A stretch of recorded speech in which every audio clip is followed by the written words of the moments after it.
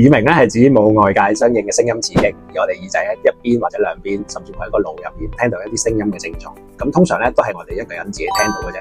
咁呢個係屬於聽覺神經失調嘅症狀嚟嘅。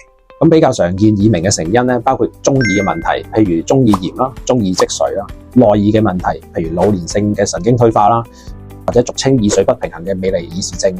咁另外咧，壓力同埋自律神經失調咧都比較常見嘅，譬如一啲壓力大、瞓唔夠或者過度疲勞嘅人咧，都會容易出現耳鳴。咁耳鳴嘅分類咧，可以分為自覺性嘅耳鳴或者係他覺性嘅耳鳴。自覺性耳鳴嘅意思就係淨係自己聽到嘅。咁通常咧，同聽覺系統，包括我哋耳蝸啦、聽神經啦、個腦啦嘅功能改變有關嘅。咁我哋一般聽到嘅聲音咧，就係可能係一啲重複性嘅 VV 聲或者呼呼聲。咁而他覺性耳鳴咧，就喺整體情況上面都比較少見啲。